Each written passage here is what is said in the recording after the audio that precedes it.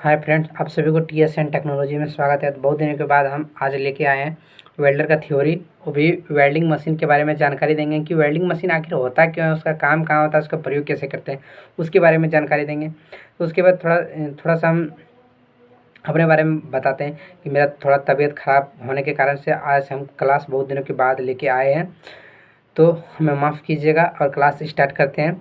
Class start करने शुरू करने से पहले जो मेरे चैनल पर नए हैं सब्सक्राइब कीजिए, लाइक कीजिए और कमेंट करना ना भूलिएगा। कमेंट से ही पता चलता है कि मेरा वीडियो कितना अच्छा चल रहा है। चलिए क्वेश्चन स्टार्ट मतलब थ्योरी स्टार्ट करते हैं। सबसे पहली बात एक बात बताना चाहेंगे कि मेरा वीडियो अभी हम कंपटीशन का क्लास लेके आए हैं और ITI एंट्रेंस एग्ज़ाम का जो तैयारी कर रहे हैं उसके लिए हम बहुत ही खास और बहुत ही अच्छा मैथ बताने जा रहे हैं और साथ में रीजनिंग क्लास लेके आने वाले हैं बहुत ही जल्द। तो मेरे चैनल पे बने रहिए, सब्सक्राइब जरूर कर लीजिएगा और बेल आइकन को ऑन रखिएगा ताकि नोटिफिकेशन आप सभी के पास पहुंचते रहे। चलिए आज हम बात करेंगे आज हम वेल्डिंग मशीन के बारे में। वेल्डिंग मशीन आखिर होता है कैसे और काम कैसे करता है, पावर कैसे देते हैं, उसके बारे में आज चर्चा करेंगे। देखिए, सबसे पहले वेल्डिंग मशीन होता क्या है। वेल्डिंग मशीन एक इलेक्ट्रिक आर्क वेल्डिंग है जिससे आर्क बनाने के लिए सही करंट, सही वोल्टेज की आवश्यकता पड़ती है। इसलिए प्रयोग किए जाने वाली मशीन को वेल्डिंग मशीन कहते हैं। तो सबसे वेल्डिंग मशीन कहते हैं या वेल्डिंग सेट भी कहा जाता है। दूसरी बात, इसे चलाने के लिए दो प्रकार की चीज़ इसमें चाहिए, एक AC एक DC। AC का पूरा नाम होता है अल्टरनेटिंग करंट, DC का पूरा फुल फॉर्म होता है डायरेक्ट करंट। इसका प्रयोग ज़्यादातर विभिन्न स्रोतों से प्राप्त होता है, क्योंकि इसमें दो प्रकार का करंट होता है, एक DC करंट होता है, एक AC करंट होता है। DC करंट जिसको बोलते हैं direct current, AC alternating current आपको हम बता दिए। अब बात करेंगे typing of power secure for welding plant. किसी भी मशीन का प्लांट चलाने के लिए सिक्योर ऑफ पावर की शक्ति या स्रोत की ज़रूरत पड़ती है, निम्नलिखित रूप में प्रयोग किया जाता है। बोलता है कि जो पावर होता है किसी भी मशीन या प्लांट में चलाने के लिए निम्नलिखित स्रोत या शक्ति के निम्नलिखित रूप में प्रयोग किया जाता है। अब बात करेंगे AC पावर सिक्योर का बात करेंगे, उसके बाद DC का बात करेंगे। AC पावर सिक्योर आखिर होता क्या है।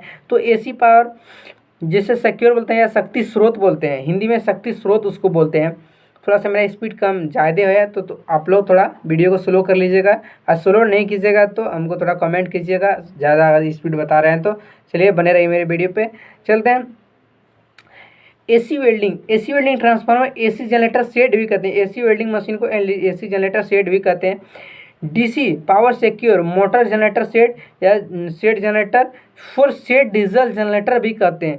जिसके देखिए DC को हम लोग डायरेक्ट इंजन जैसे डायरेक्ट मोटर जनरेटर सेट भी कर सकते हैं या डीजल इंजन सेट भी कर सकते हैं। जनरेटर आप लोग देखे होंगे घर वगैरह में। अब AC and DC supply, AC जो सप्लाई देता है AC ट्रांसफार्मर कराता है। DC सप्लाई देता है उसे क्या कहते हैं, DC रेक्टिफायर सेट उसे कहते हैं। क्या कहते हैं उसे, DC रेक्टिफायर सेट उसे कहते हैं।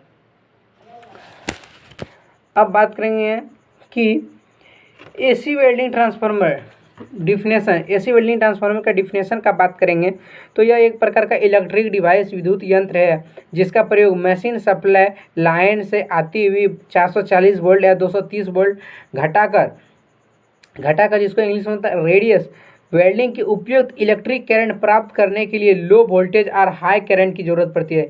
AC वेल्डिंग ट्रांसफार्मर में हाई वोल्टेज और लो वोल्टेज हाई करंट की जरूरत पड़ती है AC वेल्डिंग में तो ज़रूरत पड़ती है। इसीलिए इसके द्वारा high voltage and low ampere के low voltage and high ampere में बदला जाता है। और अगर जिस ट्रांसफार्मर के द्वारा वोल्टेज को कम या करंट अधिक किया जाता है उसे रेक्टिफायर सेट कहा जाता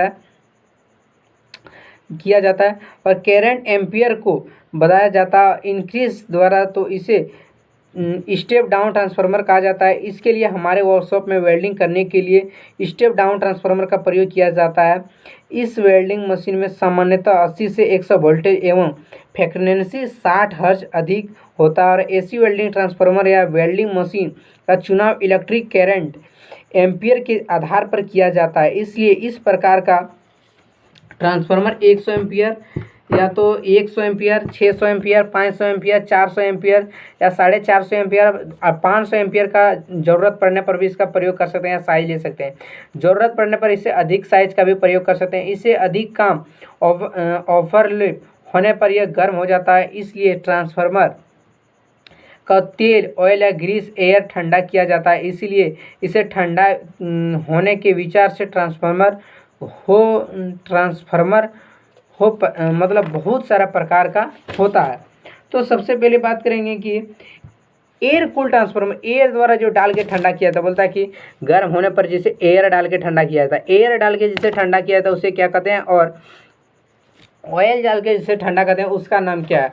एयर डाल के ठंडा करते हैं उसे क्या कहते हैं, तो सिंपली जो एयर डाल के जो हम लोग ठंडा करते हैं तो उसे बोलते हैं एयर कूल ट्रांसफार्मर, और ऑयल डाल के ठंडा करते हैं उसे बोलते हैं oil cool transformer, oil cool transformer बोलते हैं। तो सबसे पहले कि जो बात करें प्रिफिकेशन ऑफ केस ऑफ मेंटेनेंस के, इसके रख रखाव के बारे में बात करेंगे। इसके रख रखाव, जो एयर कूल होते हैं उसे एयर डाल के मशीन को ठंडा किया जाता है, ऑयल कूल होता है उसे ऑयल डाल के ठंडा किया जाता है मशीन को। और इसके रख रखाव के बारे में बात करेंगे तो वेल्डिंग मशीन ट्रांसफार्मर के रख रखाव में क्या सावधानी बरतनी चाहिए, क्या सावधानी रखना चाहिए। तो सबसे पहले जो है इसमें एसी वेल्डिंग ट्रांसफार्मर का कम्युनिकेशन जोड़ सप्लाई के साथ प्रॉपर रूप से सही होना चाहिए, सबसे पहले बात ध्यान रखेंगे। दूसरा, ट्रांसफार्मर का प्रयोग इसकी कार्य वर्किंग इक्वेंसी से अधिक वर्क नहीं करना चाहिए, जिसका जितना उसका लिमिटेड है 6 घंटा, 7 घंटा, 8 घंटा उससे काम कर लेंगे, उसके बाद उसे बंद कर देंगे, उससे ज़्यादा नहीं करेंगे। उसके बाद तीसरा देखिए, करंट का एडजस्टिंग प्रॉपर रूप से करना चाहिए। कभी भी वेल्डिंग करते समय करंट को एडजस्टमेंट सेटिंग नहीं करना चाहिए, प्रॉपर रूप से करंट को सेट करना चाहिए, कभी भी कम बेस ज़्यादा में नहीं करना चाहिए। पाँचवां, इसका कम्युनिकेशन अर्थिंग के साथ प्रॉपर रूप से जोड़ना चाहिए। अर्थिंग जो होता है उसको प्रॉपर रूप से जोड़ना चाहिए, उसका ढील नहीं जोड़ना चाहिए क्योंकि छिड़का होता है उससे, ताकि उससे कोई दिक्कत बाद में ना हो।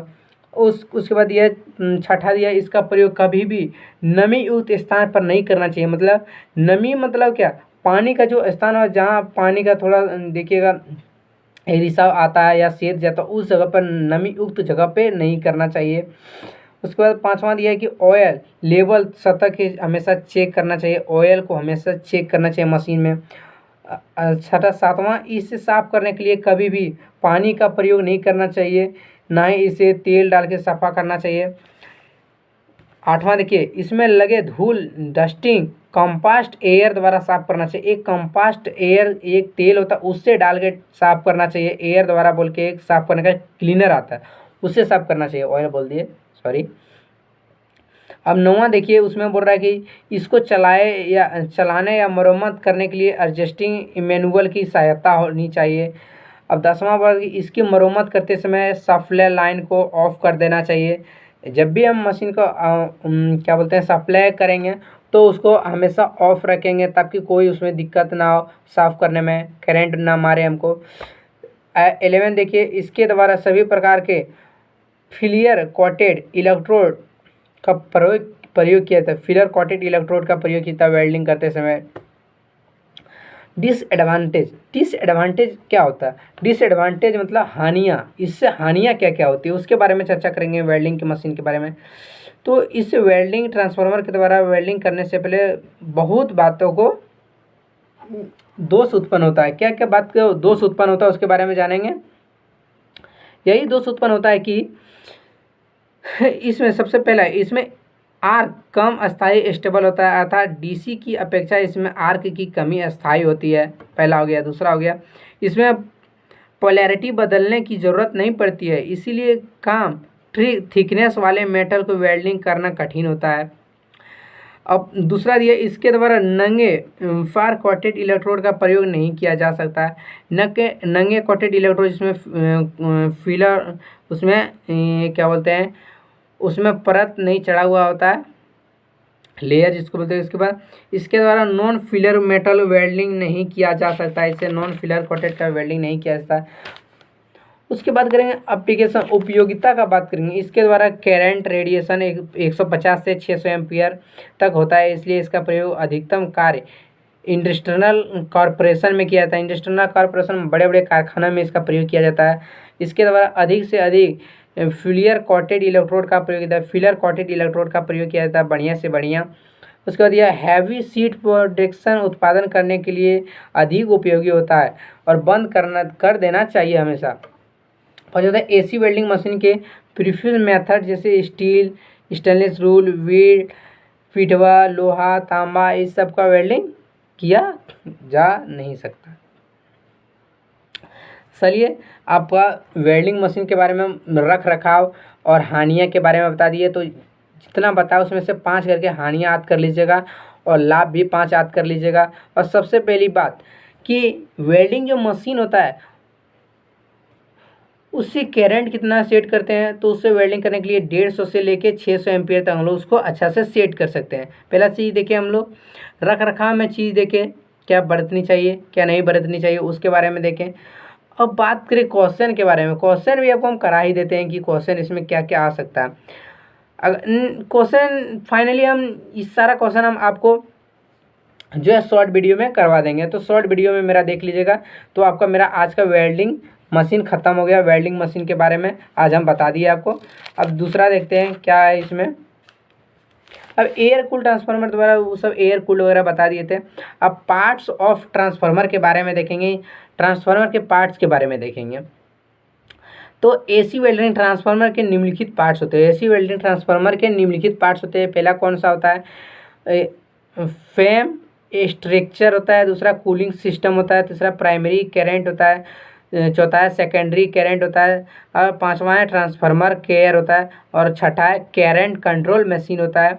अब बात करेंगे वर्किंग प्रोफेशनल कार्य के सिद्धांत के बारे में बात करेंगे। कार्य के सिद्धांत क्या बारे में क्या बात करेंगे, तो एसी वेल्डिंग ट्रांसफार्मर यह एक प्रकार का इलेक्ट्रिक डिवाइस यंत्र है जो आयरन कोर का बना हुआ होता है। यह आयरन कोर इंटरवल क्वालिटी अच्छे किस्म का और सिलिकॉन सीट की पत्तियों को कलेक्शन सही आकार प्रॉपर साइज में बांध कर या काट कर इसे और आपस में सटा कर बनाए जाते हैं। इन पत्तियों को एक दूसरे के साथ इंट्यूड मतलब जोड़ा जाता है, इंट्यूड कर किया जाता है। इसके द्वारा के कोर मतलब चारों ओर, कोर को बोलते हैं चारों ओर तरफ प्रॉपर कॉपर वायर को प्रॉपर तरह से लपेट कर दो